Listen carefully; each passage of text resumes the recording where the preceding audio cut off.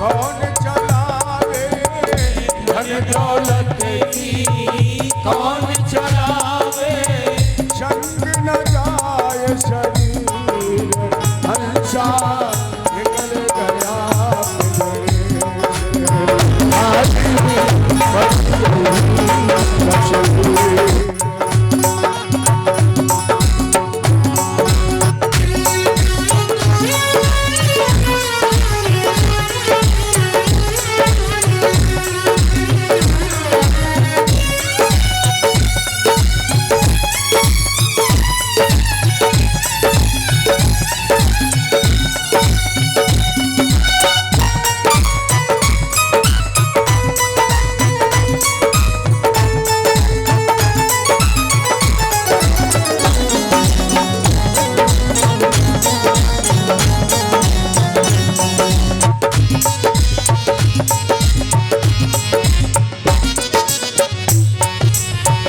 कोई रोवे कोई मलमल धोवे कोई उड़ावे चीर, कोई रोवे कोई मलमल धोवे कोई उड़ावे चीर, अंत समय कोई काम न आवे, अंत समय कोई काम न आवे, बहे नयन से नीर हंसा निकल गया बिजली से खाली बन रही तस्वीर हंसा गया मेरे आगे बड़ी नहीं तस्वीर।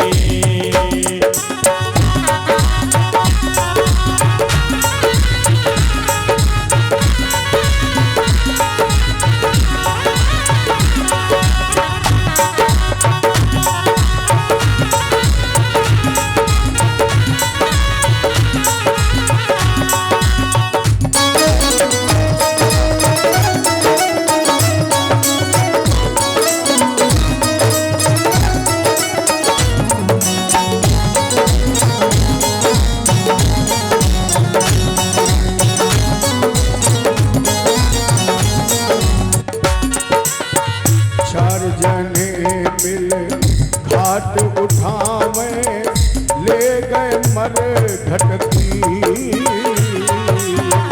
चार जने मिल घाट उठावे ले गए मर घटती, बार बोरे कोई ला कर डालो, बार बोरे कोई ला कर डालो, कहे दास कबीर हंसा निकल गया बिजली से खाली बन रही तस्वीर हंसा गया बिजली आगे बड़ी रही तस्वीर, खाली बन रही तस्वीर खाली बन रही तस्वीर। हंस जीवी रूपी जीव निकल जाता है तस्वीर यही। राजन जिनके लिए हमने धर्म किया, धर्म न्याय अन्याय किया,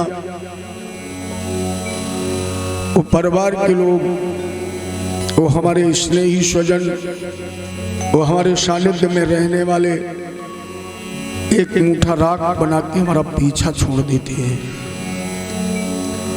और मेरी समझ में फिर इसको कोई रखना भी नहीं चाहता है। जैसे श्वास निकली, जो भी आपसे मिलने आएगा वो सबसे पहली बात कहेगा भैया जल्दी करो। कोई ये नहीं कहता है कि मेरे मित्र को 10 मिनट और रख लो, बेटा नहीं कहेगा 10 मिनट रख लो। जो भी आएगा वो यही कहेगा कि अगर सब लोग आ गए हो तो फिर जल्दी करो। जो नहीं आ गए वो रास्ते में मिल लेंगे, घाट पर मिल लेंगे, लेकिन जल्दी करो। क्योंकि हमारा जीवन जल्दी में आया, जल्दी में ही चला गया। जिस दिन हमारी नींव माँ के गर्भ में रखी गई उसी दिन से तो जल्दी लग गई। माँ को पता लगा, परिवार को पता लगा, हर व्यक्ति ने ये कामना की कि जल्दी 9 महीने का समय हो जाए। जल्दी में जन्म हुआ। अगर अस्पताल में थे तो परिवार के लोगों ने कहा डॉक्टर साहब जल्दी छुट्टी कर दो, जल्दी छठी, जल्दी 12वां। अब बोले जल्दी बड़ा हो जाए, थोड़ा पढ़ ले।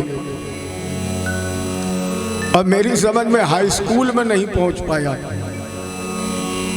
बोले जल्दी नौकरी लग जाए। न जाने कितने देवी देवता मना डाले, बस इंटर पास हो जाए, लगी जाए। जल्दी में सर्विस लगी, जल्दी में वेतन मिला, और इतनी जल्दी में मिला कि उस तारीख के पहले खर्च हो गया।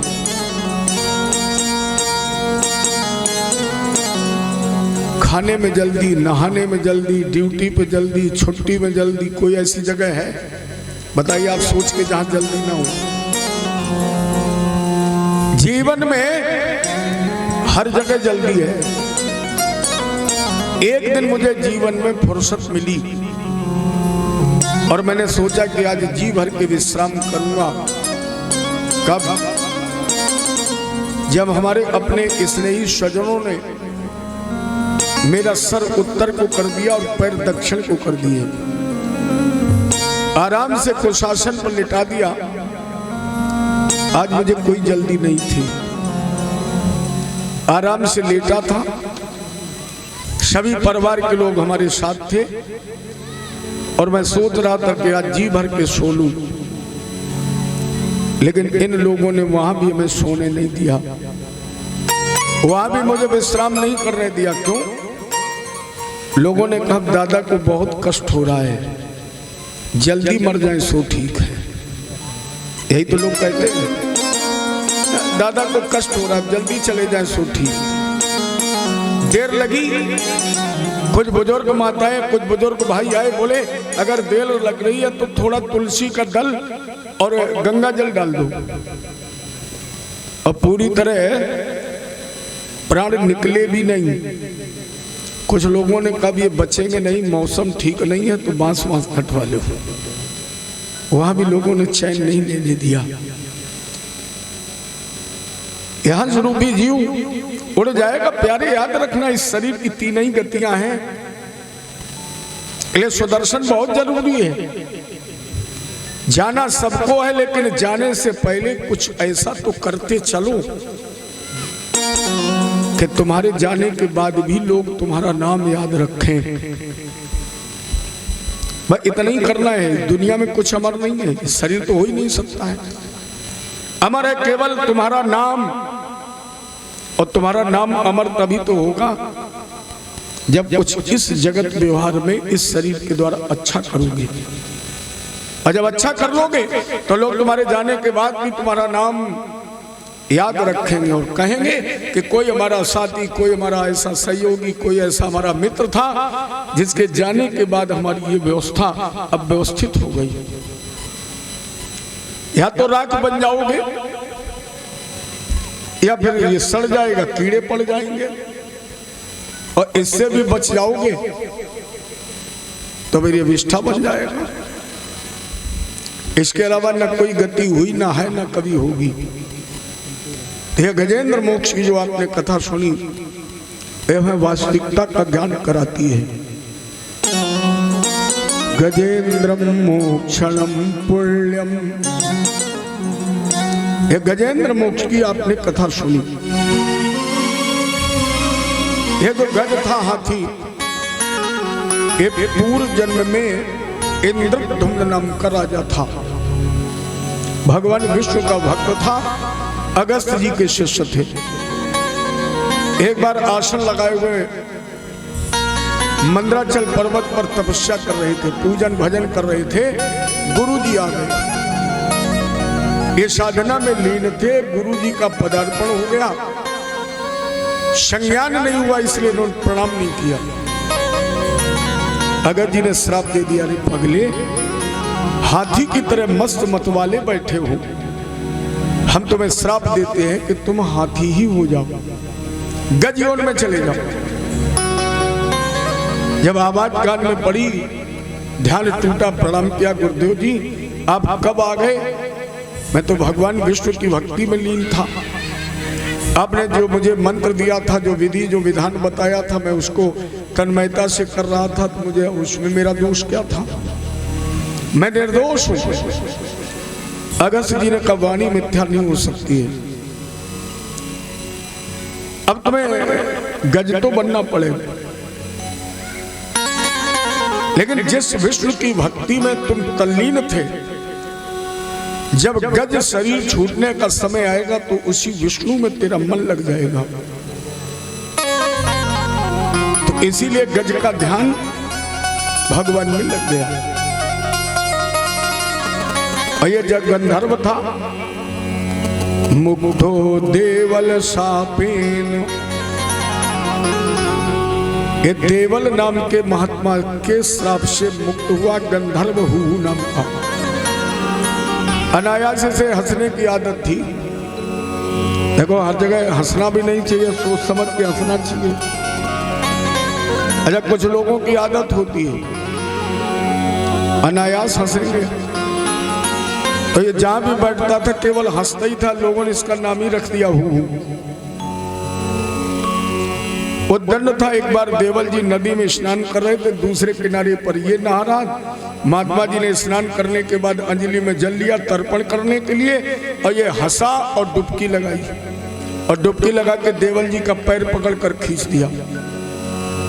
बेचारे गिर गए, उछले। तो इसकी तो आदत थी हंसने की।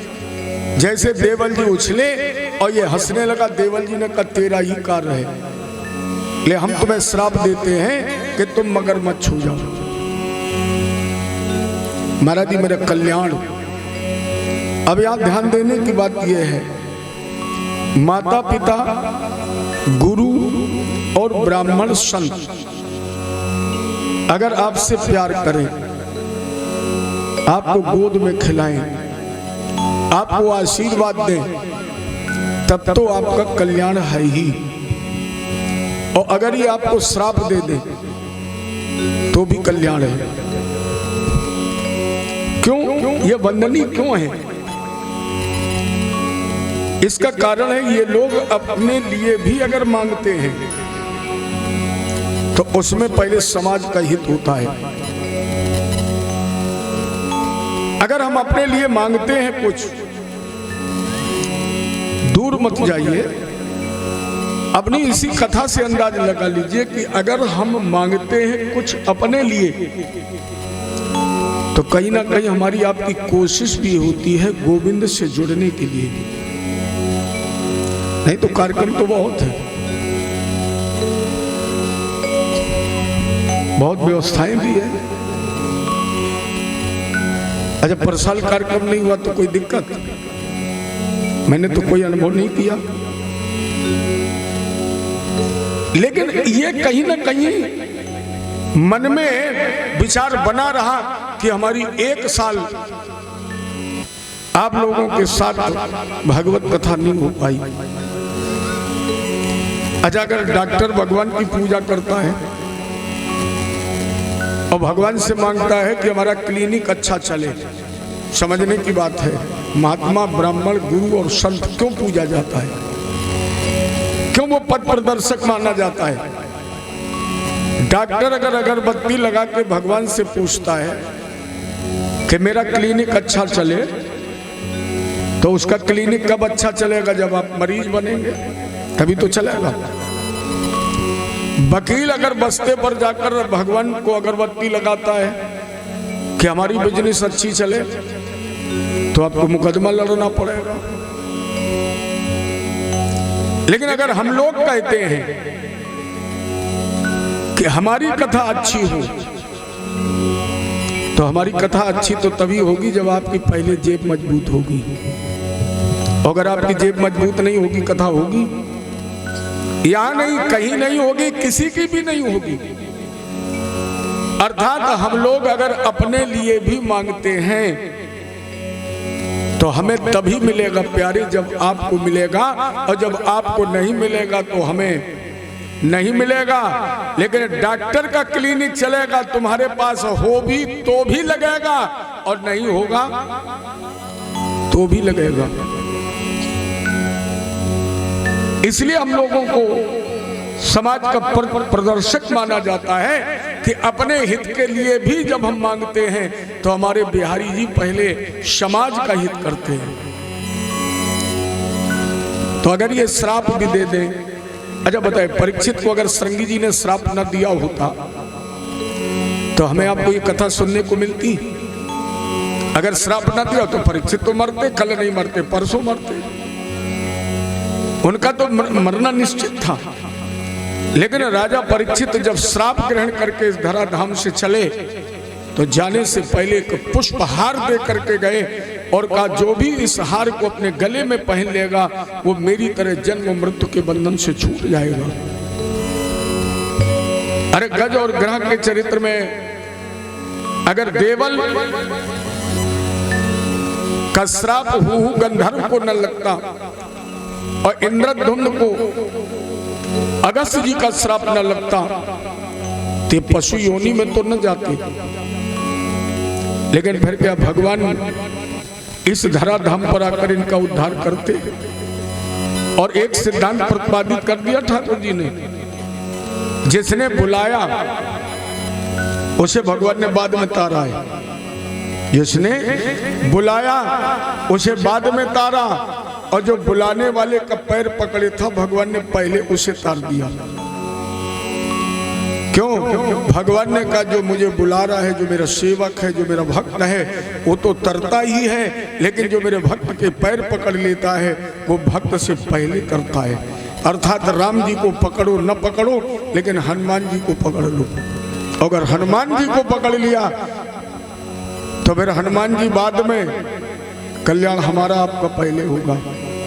आज मंगल भी है, चलो इनका एक बड़ा प्यारा भजन हमें याद आ गया, हम आप मिल करके उसको गाएंगे। प्रार्थना है यही मेरे हनुमान जी, प्रार्थना है यही मेरे हनुमान जी, मेरे सर पे भी अब हाथ रख दीजिए।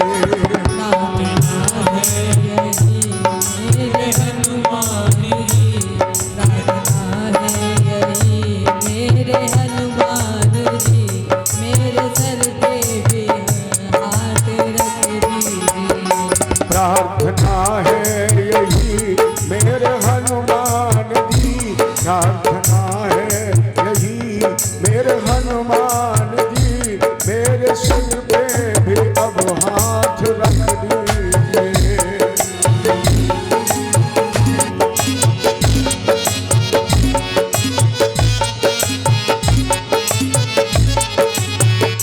राम सीता का दर्शन कराते मुझे, राम सीता का दर्शन कराते मुझे, मेरे सपने को साकार कर दीजिए।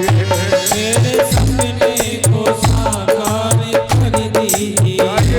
राम सीता का दर्शन कराते मुझे, राम सीता का दर्शन कराते मुझे, मेरे सपने को साकार कर दीजिए। बोलो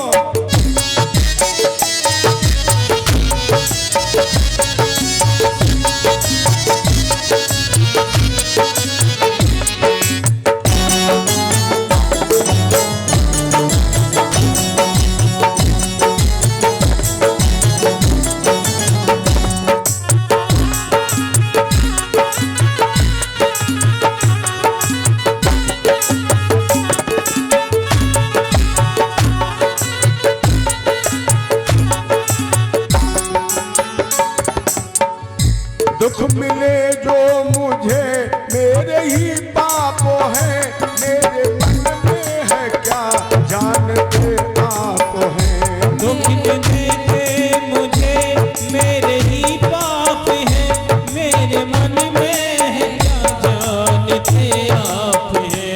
आप हर रूप हैं इसलिए कर कृपा, आप हर रूप कर कृपा मेरी हर एक चिंता तो हर आप हर लोग हैं इसलिए कर कृपा मेरी हर एक चिंता को हर लीजिए। प्रार्थना है यही मेरे हनुमान जी, प्रार्थना है यही मेरे हनुमान जी मेरे सर पे भी अब हाथ रख दीजिए।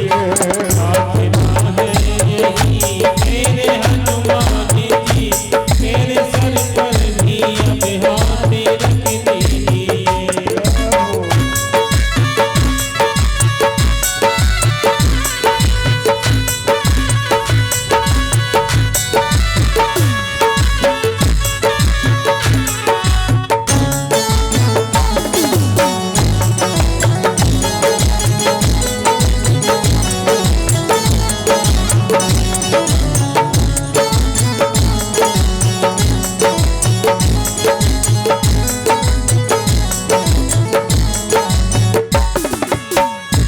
मैं भावुक तो हूँ पर नहीं भक्त हूँ, मैं हूँ भाविक तो हूँ पर नहीं भक्त हूँ। मैं भावुक तो हूँ पर नहीं भक्त हूँ, इसी कारण तो खुशियों में आसक्त हूँ। इसी कारण तो विषयों में आसक्त हूँ। वासना मुक्त कर मेरे मन को प्रभु, वासना मुक्त कर मेरे मन को प्रभु राम सीता की भक्ति से भर दीजिए। राम सीता की भक्ति से भर दीजिए। ये प्रार्थना है यही तेरे हनुमान जी, मेरे सर पे भी अब हाथ रख दीजिए। मेरे सर पर भी अब हाथ रख दीजिए।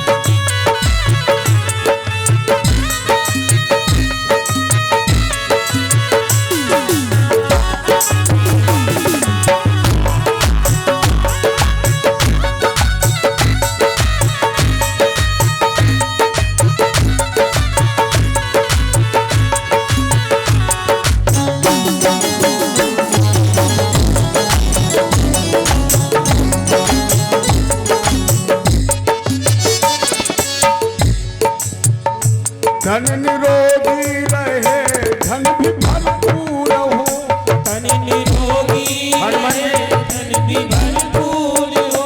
धन निरोगी रहे धन भी भरपूर हो, तन निरोगी रहे धन भी भरपूर हो। मन भजन में रहे द्वंद दुख दूर हो, मन भजन में रहे द्वंद दुख दूर हो। कर्ज भी ना रहे मर्ज भी ना रहे, कर्ज भी ना रहे मर्ज भी ना रहे, कर्ज डूबता रहे ऐसा कर दीजिए। कर्ज भी ना रहे कर्ज भी ना रहे कर्ज भी ना रहे ऐसा कर दीजिए। प्रार्थना है यही मेरे हनुमान जी, प्रार्थना है यही मेरे हनुमान जी, मेरे सर पे भी अब हाथ रख दीजिए। मेरे सर पे हाथ रख दीजिए। मेरे सर पे भी अब हाथ रख दीजिए। मेरे सर पर भी हाथ रख प्रार्थना है